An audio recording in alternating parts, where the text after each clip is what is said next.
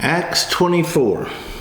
Now after 5 days, Ananias the high priest came down with the elders and a certain orator named Tertullus. These gave evidence to the governor against Paul.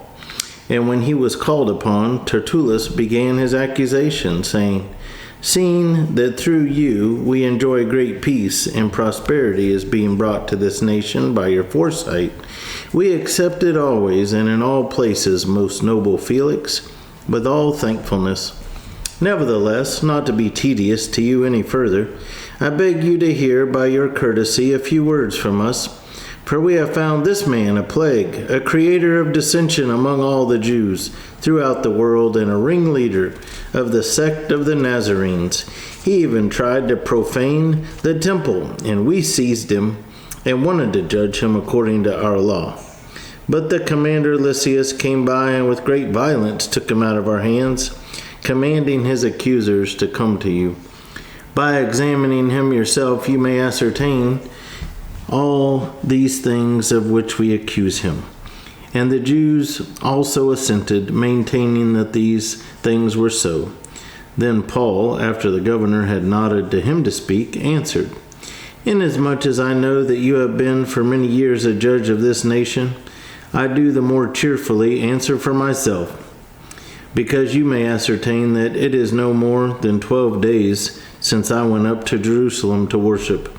And they neither found me in the temple disputing with anyone, nor inciting the crowd, either in the synagogues or in the city.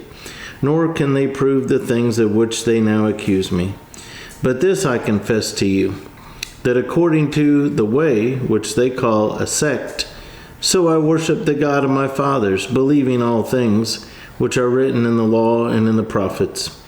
I have hope in God, which they themselves also accept, that there will be a resurrection of the dead, both of the just and the unjust. This being so, I myself always strive to have a conscience, without offense toward God and men. Now after many years, I came to bring alms and offerings to my nation, in the midst of which some Jews from Asia found me purified in the temple, neither with a mob nor with tumult. They ought to have been here before you to object if they had anything against me.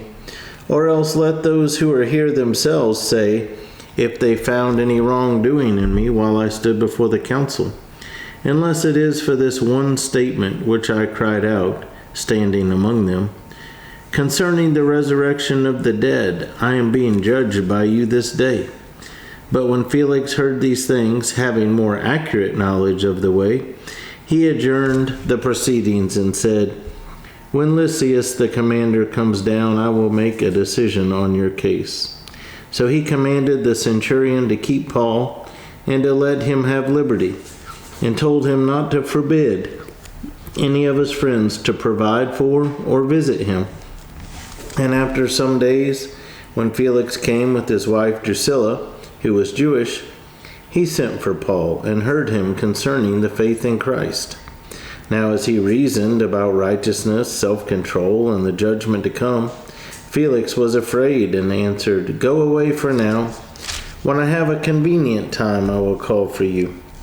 Meanwhile, he also hoped that money would be given him by Paul, that he might release him.